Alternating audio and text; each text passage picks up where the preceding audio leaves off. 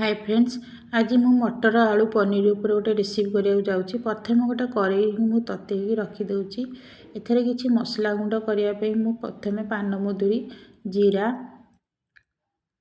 धनिया, गोटा गोलमरिच और दिखंड दालचीनी याको पकेइकरी भल रूपे 3 मिनिट पई टिके भाजी दउची।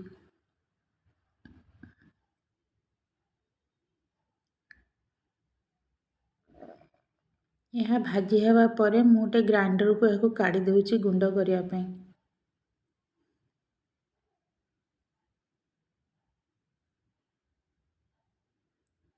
यह गुंड हो जिबा परे एथरे मु किछि मसलार बाटिया पे टमाटो, नड़िया, अल्प नड़िया, अदा, कंचा लंका अल्प काजू पकेइकी याको भल रूपे पेस्ट कर दउची। यह हो जिबा परे कढ़ाई रे किछि तेल पकेई मु आलू टी पकेई मध्य भल रूपे टिके भाजी दउची। यह हो जिबा परे पनीर टी मध्य पकेइकी भाजी दउची। यह काढ़िया परे सेई तेल रे मु सेई मसला बटा टी पकेइकी मध्य टिके भल रूपे कसी दउची। यह कसी हो जिबा परे आलू टी भजा आइथिबा टी आधेरे पकेइकी मध्य भल रूपे मु गोळी दउची और ग्रीन मटर टी मध्य आधेरे पकेइकी भल रूपे गोळी दउची।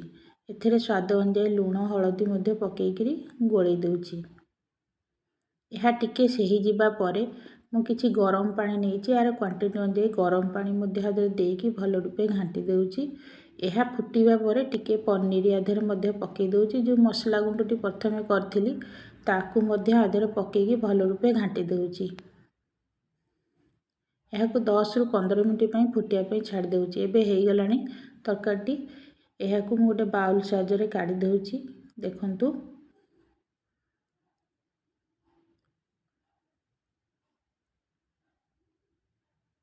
आपने मो वीडियो टी केमती लागला निश्चय कमेंट बॉक्स रे जणांतु। मु रहिली।